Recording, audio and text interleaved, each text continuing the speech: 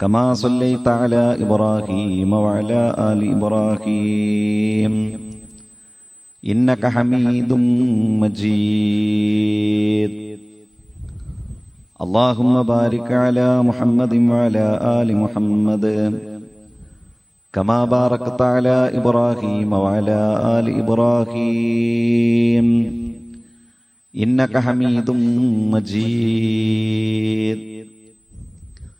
أما بعد فإن خير الحديث كتاب الله وخير الحدي حدي محمد صلى الله عليه وسلم وشر الأمور محدثاتها وكل محدثة بدعة وكل بدعة ضلالة. أعوذ بالله من الشيطان الرجيم. بسم الله الرحمن الرحيم. يا أيها الذين آمنوا اتقوا الله حق تقاته ولا تموتن إلا وأنتم مسلمون. ബഹുമാന്യരായ സഹോദരന്മാരെ, സഹോദരികളെ, ജീവിതത്തിൽ കഴിവിന്റെ പരമാവധി അള്ളാഹുവിനെ സൂക്ഷിച്ചുകൊണ്ട് ജീവിക്കുകയും അള്ളാഹുവിന് ഇഷ്ടമുള്ള പ്രവർത്തനങ്ങൾ പരമാവധി ജീവിതത്തിന്റെ ഭാഗമാക്കി അള്ളാഹുവിന് ഇഷ്ടമില്ലാത്ത പ്രവർത്തനങ്ങളിൽ നിന്ന് ക്ഷമയോടുകൂടി പരമാവധി മാറി നിന്നുകൊണ്ട് നല്ല മനുഷ്യരായി ജീവിക്കാൻ പരിശ്രമിക്കണമെന്ന് എന്നോടും നിങ്ങളോടും നമ്മുടെ എല്ലാം പരലോക രക്ഷയ്ക്ക് വേണ്ടി ആമുഖമായി ഉണർത്തുകയാണ്, വസിയ്യത്ത് ചെയ്യുകയാണ്. മരണപ്പെടുന്ന സമയത്ത് ലാ ഇലാഹ ഇല്ലല്ലാ എന്ന കലിമത്തു തൗഹീദ് ഉച്ചരിച്ചുകൊണ്ട് മരിക്കാനുള്ള സൗഭാഗ്യം, അതിനനുസരിച്ചുകൊണ്ട് നമ്മുടെ കർമ്മങ്ങളെ ക്രമപ്പെടുത്താനുള്ള ഈമാനും തഖ്വയും അല്ലാഹു സുബ്ഹാനഹു വ തആല നമുക്കെല്ലാവർക്കും പ്രദാനം ചെയ്യുമാറാകട്ടെ. ഒരു മനുഷ്യൻ ജീവിതത്തിൽ നന്നായി തീരുന്നതിനുള്ള ചില ഘടകങ്ങളെ കുറിച്ചാണ് കഴിഞ്ഞ ആഴ്ചകളിലൂടെ നാം സൂചിപ്പിച്ചത്. ഒരു വെക്കേഷൻ കാലഘട്ടം എന്ന നിലക്ക് നമ്മുടെ ആൺകുട്ടികളും നമ്മുടെ പെൺകുട്ടികളുമൊക്കെ ചില വിഷയങ്ങൾ കേൾക്കേണ്ടതുണ്ട് എന്നതുകൊണ്ടാണ് രണ്ടാഴ്ചകളിലൂടെ ഇങ്ങനെയുള്ള വിഷയങ്ങൾ നാം സംസാരിക്കുന്നത്. അതിലൊന്നാമതായിക്കൊണ്ട് നാം സൂചിപ്പിച്ചത് നമ്മുടെ കുടുംബ സംവിധാനം എന്നത്, ഭാര്യഭർത്തൃ ജീവിതം എന്നത് യോജിപ്പോടെ ഒത്തൊരുമയോടുകൂടി മുന്നോട്ടു പോകുക എന്നത് നമ്മുടെ മക്കൾ നന്നായി തീരുന്നതിൽ വളരെ പ്രധാനപ്പെട്ട ഒരു ഘടകമാണ് എന്നതാണ്. പ്രശ്നങ്ങളും കാലുഷ്യങ്ങളും മാതാപിതാക്കൾ തോന്നിയതുപോലെ നടക്കുകയും ചെയ്യുന്ന കുടുംബത്തിൽ നിന്ന് നല്ല മക്കൾ വളർന്നു വരണമെന്ന് നമ്മൾ ആഗ്രഹിച്ചിട്ട് കാര്യമില്ല. എന്ന് മാത്രമല്ല, അങ്ങനെയുള്ള കുടുംബങ്ങളിൽ നിന്ന് വിവാഹം കഴിച്ച് പെൺകുട്ടികളെ നമ്മുടെ വീടുകളിലേക്ക് കൊണ്ടുവന്നാൽ പോലും നബി കരീം സല്ലല്ലാഹു അലൈഹി വസല്ലമ പറഞ്ഞതുപോലെ കുപ്പത്തൊട്ടിയിലെ പച്ചപ്പിനെ നിങ്ങൾ ഇഷ്ടപ്പെടരുത് എന്നതാണ്. അതുപോലും കുടുംബങ്ങളിൽ പ്രശ്നമുണ്ടാകാനും നമ്മുടെ മക്കൾ വഴിതെറ്റിപ്പോകാനും കാരണമായി തീരുമെന്നതാണ്.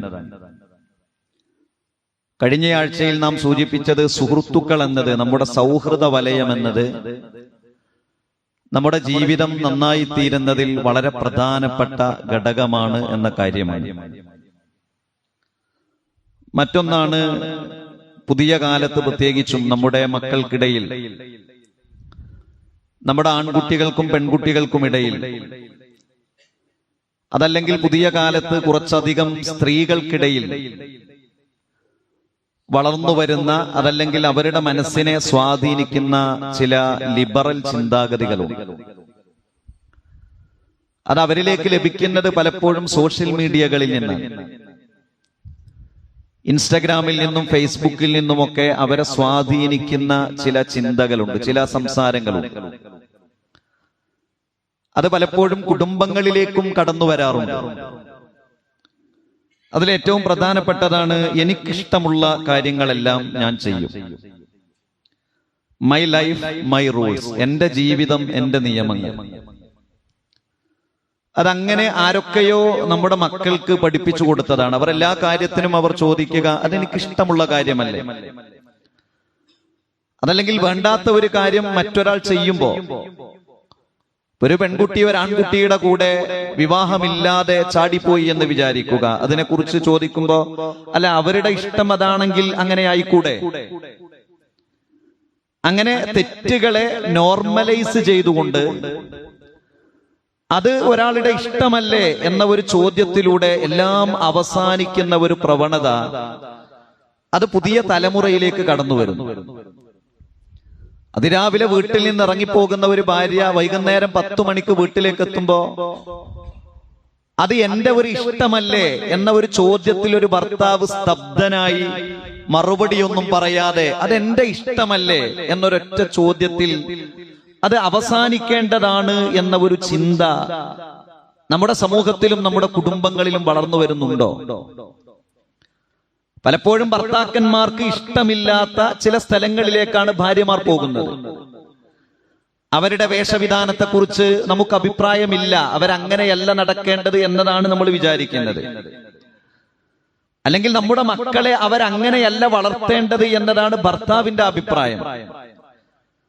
പക്ഷെ ഒരൊറ്റ ചോദ്യത്തിൽ അതെന്റെ ഇഷ്ടമല്ലേ, എന്റെ ഇഷ്ടം ഇവിടെ നടപ്പാക്കാൻ അനുവാദമില്ലേ എന്ന ഒരു ചോദ്യത്തോടുകൂടി എല്ലാം തകർന്നു പോകുന്ന ഒരവസ്ഥയിലേക്ക് നമ്മുടെ പുതിയ കാലഘട്ടം വളരുന്നുണ്ടോ എന്ന് നമ്മൾ ആലോചിക്കേണ്ടതുണ്ട്.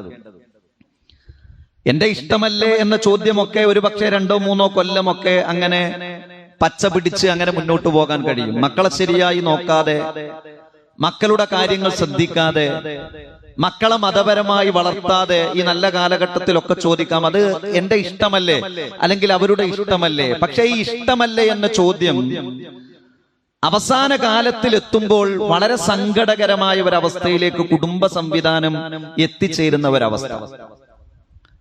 അപ്പോൾ ഈ ഒരു ചോദ്യം, എനിക്കിഷ്ടമുള്ളത് ഞാൻ ചെയ്യും, ഓരോരുത്തരും അവരവർക്ക് ഇഷ്ടമുള്ളത് ചെയ്തു കൊള്ളട്ടെ എന്ന ഒരു ചിന്ത പലപ്പോഴും കടന്നു വരുന്നു. അതിൽപ്പെട്ടതാണ് എനിക്ക് ഇഷ്ടമുള്ളതുപോലെ ഞാൻ ഡ്രസ് ചെയ്യും, എനിക്ക് ഇഷ്ടമുള്ളതുപോലെ എന്റെ വസ്ത്രവിധാനം ഞാൻ സ്വീകരിക്കും, എനിക്ക് ഇഷ്ടമുള്ളവരുമായി എനിക്ക് ഇഷ്ടമുള്ളതുപോലെ ഞാൻ എന്റെ റിലേഷൻഷിപ്പുകൾ ഞാൻ മുന്നോട്ട് കൊണ്ടുപോകും. എനിക്ക് ഇഷ്ടമുള്ളത് എന്താണോ, അത് സിനിമയാണോ, അത് ആസ്വാദനമാണോ, അത് ഏതൊരു കാര്യമാകട്ടെ, അതെന്റെ ഇഷ്ടമല്ലേ, അത് ഞാൻ ചെയ്യും. നമസ്കരിക്കണോ, അതെ വേണ്ടേ, അതെന്റെ ഇഷ്ടമല്ലേ. ഇത് ചില മറുപടിയായിക്കൊണ്ടാണ് ചിലപ്പോൾ വരിക, അതെന്റെ ഇഷ്ടമല്ലേ. ഞാൻ നമസ്കരിക്കണമോ ഞാൻ വേണ്ടയോ എന്നത് എന്റെ ഇഷ്ടമാണ്. എന്റെ ജീവിതവും എന്റെ ശൈലിയും എന്റെ ശീലങ്ങളും എനിക്കിഷ്ടമുള്ളതുപോലെ ഞാൻ മുന്നോട്ട് കൊണ്ടുപോകും. ഇങ്ങനെ എനിക്കിഷ്ടമുള്ളത് ഞാൻ ചെയ്യും എന്ന ഒരു കോമണായ സംസാരം പുതിയ കാലഘട്ടത്തിൽ വളർന്നു വരുന്നു. ഇവിടെ മതം എന്താണ് പറയുന്നത്?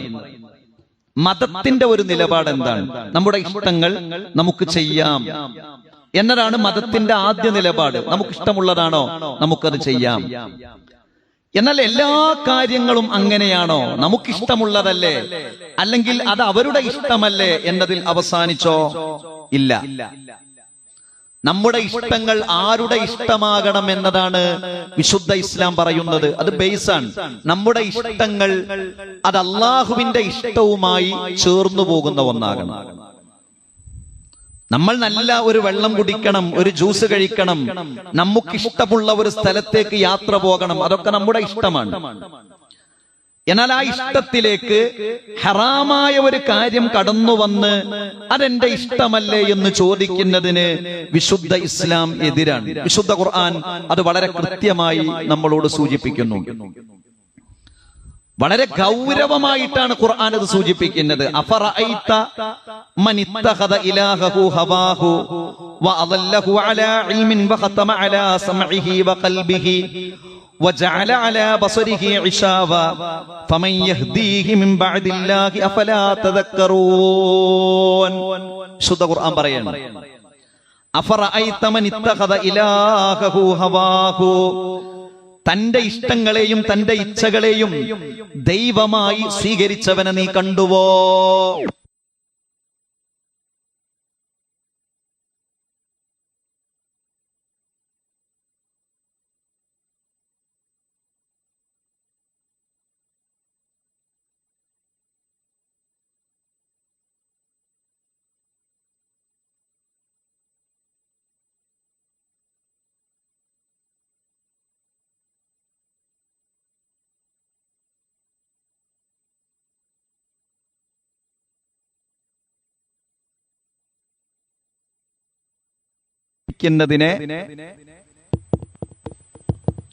അള്ളാഹുവിന് ഇഷ്ടമില്ലാത്ത ഒരു കാര്യം, അള്ളാഹുവിന് ഇഷ്ടമില്ലാത്ത ഒരു കാര്യം നാം ധരിക്കുന്ന അല്ലെങ്കിൽ നമ്മുടെ ഭാര്യമാർ ധരിക്കുന്ന വസ്ത്രവിധാനം, അത് അള്ളാഹ് ഇഷ്ടമില്ലാത്ത ഒന്നാണ്.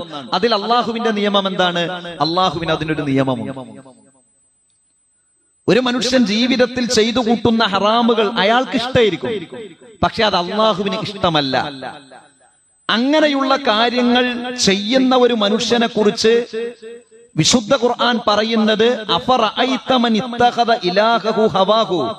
ഈ മനുഷ്യൻ തന്റെ ഇച്ഛകളെയാണ് ദൈവമായി സ്വീകരിക്കുന്നത്, അതല്ലാതെ അള്ളാഹുവിന്റെ നിയമങ്ങളെയല്ല ഇയാൾ സ്വീകരിക്കുന്നത്. മറിച്ചോ തന്റെ ഇഷ്ടങ്ങളെ ദൈവമായി സ്വീകരിക്കുന്നു, അല്ലാതെ അള്ളാഹുവിന്റെ നിയമങ്ങളെയല്ല ആ മനുഷ്യൻ സ്വീകരിക്കുന്നത്. അങ്ങനെ സ്വീകരിക്കുന്നവർ നമ്മുടെ മക്കളിലും നമ്മളിലുമൊക്കെ അങ്ങനെയുള്ള ചില നിയമങ്ങൾ ഉണ്ടല്ലോ. നമ്മൾ ഖുതുബകൾ കേൾക്കുമ്പോ, അല്ലെങ്കിൽ ഖുതുബ പറയുമ്പോ, അല്ലെങ്കിൽ നമ്മൾ ചില പ്രസംഗങ്ങൾ കേൾക്കുമ്പോ ഇങ്ങനെയൊക്കെ ആയാൽ നമുക്ക് എങ്ങനെ ജീവിക്കാൻ കഴിയും എന്ന് തോന്നി, അപ്പൊ നമുക്ക് ഒരു ഇഷ്ടം അവിടെ നടപ്പിലാക്കാൻ കഴിയില്ലേ എന്ന് തോന്നി ഹറാമിന്റെയും ഹലാലിന്റെയും അതിരുകൾ ശ്രദ്ധിക്കാതെ നമ്മൾ പോയാൽ ഒരു പക്ഷേ തമാശകൾ പോണേയിരിക്കും. എന്തപ്പോ എല്ലാത്തിനും ഇങ്ങനെ കുറെ നിയമങ്ങളും നിയമാവലികളോ എന്ന് വിചാരിച്ച് നമ്മൾ പോകാൻ തുടങ്ങിയാൽ ഖുർആൻ പറയുന്നത് എന്താ അറിയോ? അറിവുണ്ടായിരിക്കെ ആ മനുഷ്യനെ അള്ളാഹു വഴിതെറ്റിച്ച് കളയും. അറിവുണ്ടാവും, എന്ത് ഈ കാര്യം ചെയ്യാൻ പറ്റൂല എന്ന് അറിവുണ്ടാവും. പക്ഷെ അങ്ങനെ ശ്രദ്ധിക്കാൻ തുടങ്ങിയാലോ എല്ലാത്തിനും ഇങ്ങനെ നിയമങ്ങളോ, വസ്ത്രവിധാനത്തിനും നിയമോ. നമ്മുടെ വീട്ടിലൊരു കല്യാണം നടക്കുമ്പോ അതിനും ഇന്നത് പാടുണ്ട്, ഇന്നത് പാടില്ല, അതിനൊരു നിയമോ. പെൺകുട്ടികൾ ഇങ്ങനെ വളർന്നു വരുമ്പോ അവർക്ക് ചില ഇഷ്ടങ്ങൾ, അവിടെ ഒരു നിയമോ. ആൺകുട്ടികൾ ഇങ്ങനെ വളർന്നു വരുമ്പോ അവിടെ ഇസ്ലാമിലൊരു നിയമം. അങ്ങനെ എല്ലാ നിയമമൊന്നും നോക്കിയാൽ നടക്കൂല എന്ന് വിചാരിച്ച് അള്ളാഹുവിന്റെ ഇഷ്ടങ്ങളെയും താല്പര്യങ്ങളെയും സ്വീകരിക്കാതെ തന്റെ ഇഷ്ടങ്ങളെ പിൻപറ്റിയാൽ ഒരു തമാശകൾ പിൻപറ്റിയതായിരിക്കും. പക്ഷേ ആ മനുഷ്യൻ അറിവുണ്ടാകും, ഇൽമുണ്ടാകും, ഈ വിഷയത്തിൽ ഇസ്ലാമിന്റെ നിയമം എന്താണെന്ന് അറിയും. പക്ഷേ ആ മനുഷ്യനെ അറിവുണ്ടായിരിക്കെ തന്നെ അള്ളാഹു വഴിതെറ്റിക്കും. അങ്ങനെ വഴിതെറ്റിയാൽ ആ മനുഷ്യന്റെ ഹൃദയത്തിനും കേൾവിക്കും അള്ളാഹു സീൽ ചെയ്യും. അങ്ങനെ പറഞ്ഞെന്താ, പിന്നെ ഉപകാരം ഉണ്ടാവില്ല. എന്തുപദേശം കേട്ടാലും സ്വാധീനം ഉണ്ടാവില്ല. നമുക്ക് അങ്ങനെ ആകണം എന്നൊക്കെ ഉണ്ടാവും, പക്ഷെ അത് നമ്മെ സ്വാധീനിക്കൂല. അത് നമ്മെ സ്വാധീനിക്കൂല. അപ്പൊ നമ്മുടെ എന്താ വരെ അറിയോ? അപ്പൊ എന്റെ ഇഷ്ടത്തിനൊന്നും ഒരു പരിഗണനയില്ല. ഉണ്ട്, അനുവദനീയമായ ഇഷ്ടങ്ങൾക്ക് പരിഗണനയുണ്ട്. അനുവദനീയമായത് ഇതിൽ നിന്ന് അപ്പുറത്തേക്ക് പോയാലോ അയാൾക്കറിയ പോകാൻ പറ്റൂല. മനസ്സിന് ചെറിയ കുത്തുണ്ട്, മനസ്സിൽ പ്രയാസമുണ്ട്, ഇതൊരു ശരിയല്ല എന്ന് സ്റ്റാർട്ടിങ്ങിൽ ഉണ്ടാവും, പിന്നെ ഉണ്ടാവില്ല, തുടങ്ങുമ്പോ ഉണ്ടാവും. പിന്നെ അതിനോട് നമ്മുടെ മനസ്സെന്ത് ചെയ്യും? ഏത് തിന്മയാണെങ്കിലും ചോർന്നു പോകും. അള്ളാഹു പറയാണ്, അങ്ങനെയുള്ള മനുഷ്യരുടെ ഹൃദയത്തിനും കേൾവിക്കും അള്ളാഹു സീൽ ചെയ്യും. അവന്റെ കാഴ്ചക്ക് അല്ലാഹു ഒരു മറവ് വെക്കും, പിന്നെ സത്യം കണ്ടെത്താൻ കഴിയില്ല.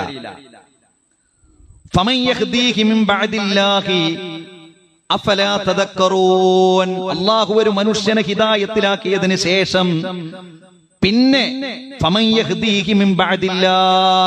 അള്ളാഹുവിന് ശേഷം ആ മനുഷ്യനെ ഹിദായത്തിലേക്കാൻ വേറെ ആരുള്ളത്? വേറെ ആരുമില്ല. കാരണം അയാളുടെ ഇച്ഛകളെയും ഇഷ്ടങ്ങളെയുമാണ് പിൻപറ്റിയത്.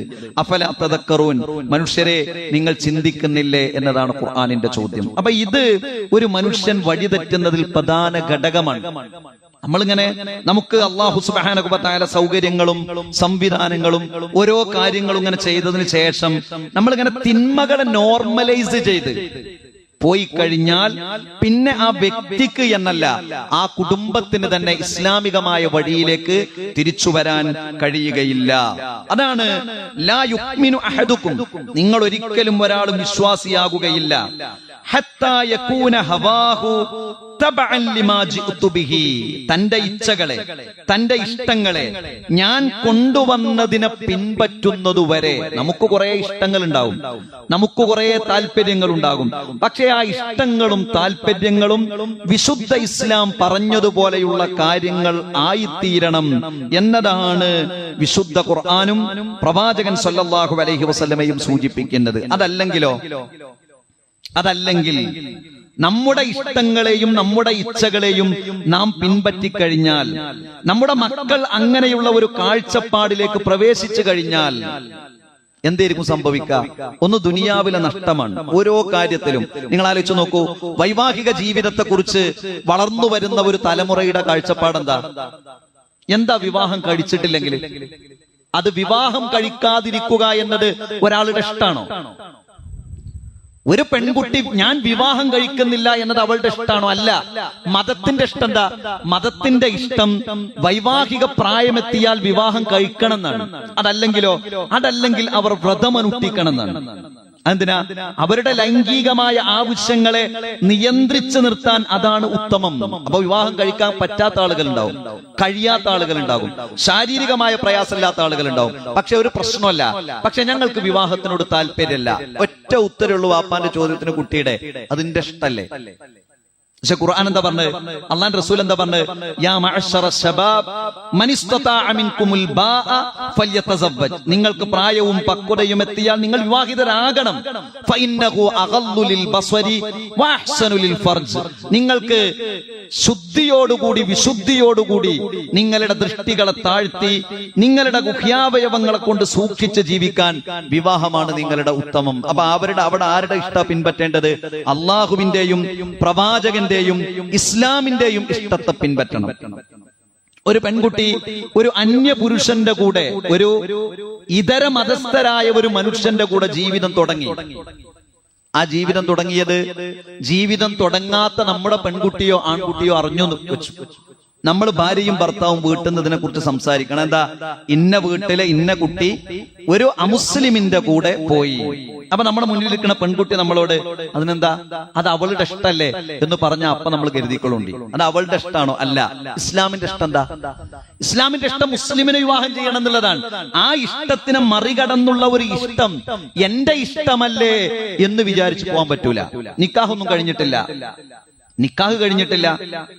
നമ്മുടെ കുടുംബങ്ങളിലുള്ള പെൺകുട്ടികൾ അവൾക്ക് ഇഷ്ടപ്പെട്ട അവളുടെ ഇഷ്ടം എന്ന് പറഞ്ഞുകൊണ്ട് ഒരു ചെറുപ്പക്കാരന്റെ കൂടെ ജീവിതം തുടങ്ങി. ഉമ്മയും ബാപ്പയും മോളെ ഉപദേശിക്കാൻ തുടങ്ങി. അപ്പോൾ പറയാം അതിന്റെ ഇഷ്ടല്ലേ?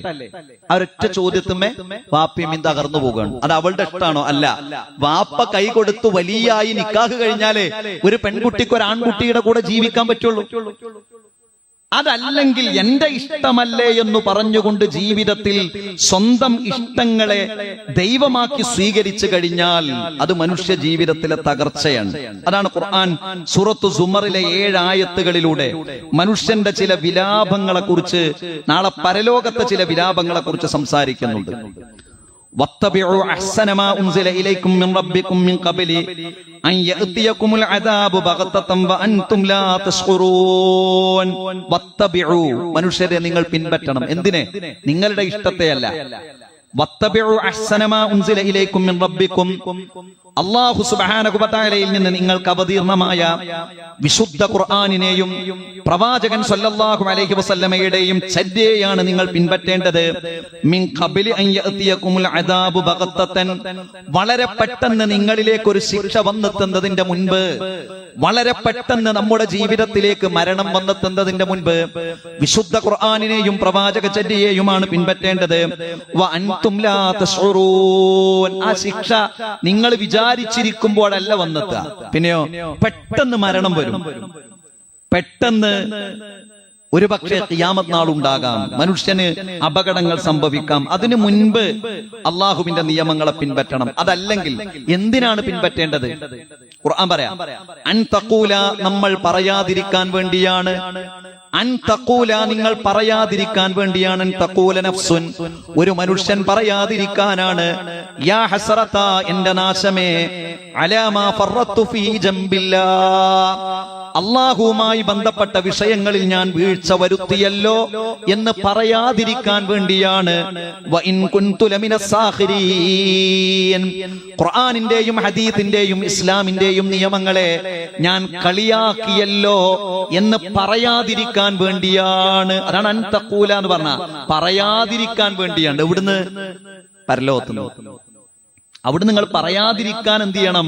അള്ളാഹുവിന്റെ ഖുർആനെയും പ്രവാചക ചര്യയെയും പിൻപറ്റണം. എന്താ പറയാ? യാ ഹസ്റത അലാ മാ ഫറത്തു ഫീ ജംബില്ലാഹ് അള്ളാഹുവുമായി ബന്ധപ്പെട്ട വിഷയങ്ങളിൽ, ദീനുമായി ബന്ധപ്പെട്ട വിഷയങ്ങളിൽ, മതത്തിന്റെ നിയമങ്ങളുമായി ബന്ധപ്പെട്ട വിഷയങ്ങളിൽ ഞാൻ വീഴ്ച വരുത്തിയല്ലോ എന്ന് മാത്രമല്ല, വ ഇൻ കുൻതു ലമിനസ് സാഖിരീൻ അതിനെയെല്ലാം കളിയാക്കിയ ആളായിരുന്നല്ലോ ഞാൻ. ഇസ്ലാമിന്റെ ഒരു നിയമം പറയുമ്പോ അതൊക്കെ എല്ലാവരും അങ്ങനെ പറയും എന്ന് പറഞ്ഞ് നിസാരമാക്കി കളഞ്ഞിരുന്ന ആളായിരുന്നല്ലോ എന്ന് പറയാതിരിക്കാൻ വേണ്ടിയാണ്. ഔ തഖൂല പറയാതിരിക്കാൻ വേണ്ടിയാണ്. ലൗ അന്നല്ലാഹ ഹദാനി ലകുൻതു മിനൽ മുത്തഖീൻ അല്ലാഹു എന്നെ ഹിദായത്തിലാക്കിയിരുന്നെങ്കിൽ ഞാനൊരു മുത്തഖിയാകുമായിരുന്നു എന്ന് പറയാതിരിക്കാൻ വേണ്ടിയാണ്. അതിനാണ് അല്ലാഹുവിന്റെ നിയമങ്ങളെ പിൻപറ്റേണ്ടത്. ഔ തഖൂല പറയാതിരിക്കാൻ വേണ്ടിയാണ്. ഹീന തറൽ അദാബ ശിക്ഷ നേർക്ക് നേരെ കാണുമ്പോൾ, ലൗ അന്നലി കറത്തൻ പടച്ചവനെ എനിക്കൊരു മടക്കമുണ്ടായിരുന്നുവെങ്കിൽ ഫഅകൂന മിനൽ മുഹ്സിനീൻ ഞാനൊരു നല്ല മനുഷ്യനാകുമായിരുന്നു എന്ന് പറയാതിരിക്കാൻ വേണ്ടിയാണ്. ഖുർആനിന്റെ സംസാരം നോക്കൂ നിങ്ങൾ. ഇത് നമ്മുടെ സംസാരമല്ലല്ലോ, ഖുർആന്റെ സംസാര. പറയാതിരിക്കാൻ വേണ്ടിയാണ് പരലോകത്തെന്ത് ശിക്ഷ നേർക്ക് നേരെങ്ങനെ കാണുമ്പോ, പടച്ചവനെ എനിക്കൊരൊറ്റ മടക്കം തന്നാൽ ഫഅകൂന മിനൽ മുഹ്സിനീൻ ഞാൻ നല്ലൊരു മനുഷ്യനാകും എന്ന് പറയാതിരിക്കാൻ വേണ്ടി ഇസ്ലാമിന്റെ നിയമങ്ങളെ പിൻപറ്റണം. ബലാ ഖദ് ജാഅത്ക ആയാതി അങ്ങനെ പറഞ്ഞാൽ അല്ലാഹു പറയുക, ബലാ ഖദ് ജാഅത്ക ആയാതി എന്റെ ദൃഷ്ടാന്തങ്ങൾ നിന്നിലേക്ക് വന്നെത്തിയിരുന്നു, പക്ഷേ ഫകദ്ദബ്ത ബിഹാ നീ അതിനെ കളവാക്കി, വസ്തക്ബർത നീ അഹങ്കാരം നടിക്കുകയും ചെയ്തു, വകുൻത മിനൽ കാഫിരീൻ നീ അതിനെ നിഷേധിച്ചിരുന്ന ആളായിരുന്നു. അല്ലാഹു പറയും അതൊക്കെ വന്നതാണല്ലോ, ഇതൊക്കെ കേട്ടതാണല്ലോ, ഇതൊക്കെ പറഞ്ഞതാണല്ലോ, ഈ വിഷയങ്ങളെ കുറിച്ചൊക്കെ നല്ല അറിവുണ്ടായിരുന്നു. പക്ഷെ നീ എന്ത് ചെയ്തു? നീ അഹങ്കാരം നടിച്ച് അതിനെയെല്ലാം നീ നിഷേധിച്ചു. വയൗമൽ ഖിയാമത്തി നാളെ പരലോകത്ത് തറല്ലദീന കദ്ദബു അലല്ലാഹി അല്ലാഹു സുബ്ഹാനഹു വ തആലയുടെ നിയമങ്ങളെ കളവാക്കിയ ആളുകൾ അവരെ പ്രവാചകരെ നിനക്ക് കാണാം. വുജൂഹുഹും മുസ്വദ്ദാ അവരുടെ മുഖം അങ്ങനെ കൂരിരുട്ട് ബാധിച്ചതായി കൊണ്ട്. അലൈസ ഫീ ജഹന്നമ മത്വൽ ലിൽ മുതകബ്ബിരീൻ അഹങ്കാരികളായ ആളുകൾക്ക് അഭയമായിട്ടുള്ളത്, ഏറ്റവും അവർക്ക് യോഗ്യമായത് നരകമല്ലേ? അല്ലാഹു പറയാണ് സൂറത്ത് സുമറിലൂടെ, എന്നാൽ അല്ലാഹുവിനെ സൂക്ഷിച്ച് ജീവിച്ച ആളുകളെ അല്ലാഹു സുബ്ഹാനഹു വ തആല രക്ഷപ്പെടുത്തുകയും ബിമഫാസതിഹിം സുരക്ഷിതമായ ഒരു സ്ഥാനത്തേക്ക് അവരെ രക്ഷപ്പെടുത്തും. ലാ യമുസ്സുഹുമുസ്സൂഉ യാതൊരു തിന്മയും അവരെ ബാധിക്കുകയില്ല. വലാഹും യഹ്സനൂൻ അവർക്ക് യാതൊന്നും സങ്കടപ്പെടേണ്ടി വരികയും ചെയ്യുകയില്ല. വിശുദ്ധ ഖുർആനിലെ സൂറത്തു സുമറിലെ 7 ആയത്തുകളിലൂടെ അല്ലാഹു സുബ്ഹാനഹു വ തആല നമുക്ക് നൽകുന്ന ഒരു മുന്നറിയിപ്പാണ് ഈ വചനങ്ങൾ എന്നത്. അപ്പോ പുതിയ കാലത്ത് വളർന്നു വരുന്ന നമ്മുടെ മക്കളുടെ ഇച്ഛ എന്ന് പറഞ്ഞാൽ സ്വന്തം ഇഷ്ടം, ഇതൊക്കെ എന്റെ ഇഷ്ടല്ലേ, എന്താ എനിക്ക് അങ്ങനെ ജീവിച്ചാൽ, അങ്ങനെ എല്ലാവരും പറയാൻ തുടങ്ങിയാൽ മതത്തിന്റെ നിയമങ്ങൾക്ക് യാതൊരു വിലയുമില്ലാതെ എല്ലാവരും എല്ലാ കാര്യത്തിനും എന്റെ ഇഷ്ടല്ലേ, എനിക്ക് എന്റെ ഇഷ്ടം ചെയ്തൂടെ എന്ന് ഹറാമും ഹലാലും നോക്കാതെ നാം പറയുന്നതിനെയാണ് ഹവ എന്ന് പറയുന്നത്. നമ്മുടെ ഇച്ഛയാണ്, അല്ലാതെ ഇസ്ലാമിന്റെ നിയമമല്ല. അതുകൊണ്ടാണ് ഖുർആൻ മറ്റൊരു സ്ഥലത്ത് പറഞ്ഞത്, വ അമ്മാ മൻ ഖാഫ മഖാമ റബ്ബിഹി അല്ലാഹുവിന്റെ മുൻപിൽ പരലോകത്ത് വിചാരണക്ക് നിൽക്കണമെന്ന് ഭയമുള്ള ആളുകൾ, അങ്ങനെ മനസ്സിലേക്ക് വരുന്ന ഇച്ഛകളെ തടഞ്ഞു നിർത്തുന്നവരായിരിക്കും അവർ. അവർക്കാണ് സ്വർഗമെന്ന അഭയസ്ഥാനമുള്ളത്, അവർക്കാണ് സ്വർഗമെന്ന അഭയസ്ഥാനമുള്ളത്. അതുകൊണ്ട് സഹോദരങ്ങളെ, ജീവിതത്തിൽ നിയന്ത്രണങ്ങൾ, നിയമങ്ങൾ, ഇസ്ലാമികമായ കാര്യങ്ങൾ ഇതനുസരിച്ചുകൊണ്ട് മുന്നോട്ടു പോകാൻ ദീനിന്റെ നിയമങ്ങൾ വളരെ കൃത്യമായി ശക്തമായി നാം ഫോളോ ചെയ്യേണ്ടതുണ്ട്. മതത്തിന്റെ നിയമങ്ങളാണ് ഫോളോ ചെയ്യേണ്ടത്. അത് ഫോളോ ചെയ്യാൻ നമ്മുടെ മക്കളെ പ്രത്യേകിച്ചും ഈ വെക്കേഷൻ കാലഘട്ടത്തിൽ നാം പരിശീലിപ്പിക്കണം. നമ്മൾ ആലോചിച്ച് നോക്കിയിട്ടുണ്ടോ, മക്കളെ എങ്ങനെ നന്നാക്കും എന്ന് ആലോചിച്ച് നടക്കുന്ന കുറെ മാതാപിതാക്കളുണ്ട്. നമ്മൾ ആലോചിച്ച് നോക്കിയിട്ടുണ്ടോ? നമ്മുടെ ഈ എടക്കരയുടെ പരിസരം വെച്ചുകൊണ്ട് ഞാൻ പറയാം. വെള്ളിയാഴ്ച മലയാളത്തിൽ ഖുതുബ കേൾക്കുന്ന പള്ളി എല്ലാ ഞായറാഴ്ചയും 1.5 മണിക്കൂർ നേരത്തെ ക്ലാസ് എവിടെ? നമ്മുടെ ഗൈഡൻസ് സ്കൂളിൽ വെച്ച് എല്ലാ കുട്ടികൾക്കും, എല്ലാ ആൺകുട്ടികൾക്കും പെൺകുട്ടികൾക്കും എല്ലാ ഞായറാഴ്ചയും എടക്കര നമ്മുടെ സ്കൂളിൽ വെച്ചുകൊണ്ട് ക്ലാസ്. വെക്കേഷൻ കാലഘട്ടം വരുന്നത് 5 ദിവസത്തെ ക്യാമ്പ് വരാറായി. ഈ മാസം തൊട്ടടുത്ത് 5 ദിവസത്തെ ക്യാമ്പ് 8ാം ക്ലാസ് കഴിഞ്ഞ ആൺകുട്ടികൾക്ക് വേണ്ടി. മെയ് മാസം 3 ദിവസം 8ാം ക്ലാസ് മുതലുള്ള പെൺകുട്ടികൾക്കുള്ള ക്ലാസ്. ഇതൊക്കെ നമ്മുടെ ചുറ്റുപാട് നടക്കുകയാണ്.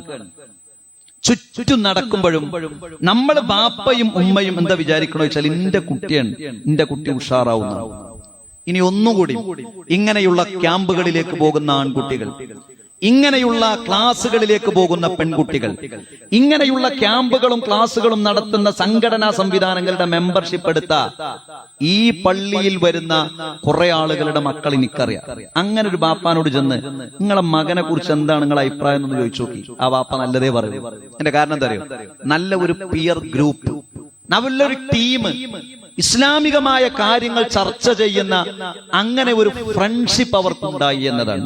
അത് ഉണ്ടാക്കിയെടുക്കാൻ ഈ വെക്കേഷനിൽ നമ്മുടെ മക്കൾക്ക് അതിനുള്ള സാഹചര്യങ്ങൾ നമ്മൾ കൊടുക്കണം. അതല്ലെങ്കിൽ പുതിയ പുതിയ ചില വ്യാഖ്യാനങ്ങളും രീതികളും കാഴ്ചപ്പാടുകളും ലിബറൽ ചിന്തകളൊക്കെ നമ്മുടെ കുടുംബത്തിൽ നിന്ന് തന്നെ മുള പൊട്ടി ഇങ്ങനെ വരും. അത് നമ്മുടെ ജീവിതത്തിൽ വലിയ സങ്കടത്തിനും പ്രയാസത്തിനും ഈ ദുനിയാവിൽ തന്നെ നാളെ പരലോകത്തിലും കാരണമായി തീരും. അല്ലാഹു സുബ്ഹാനഹു വ തആല നമ്മെ അനുഗ്രഹിക്കുമാറാകട്ടെ.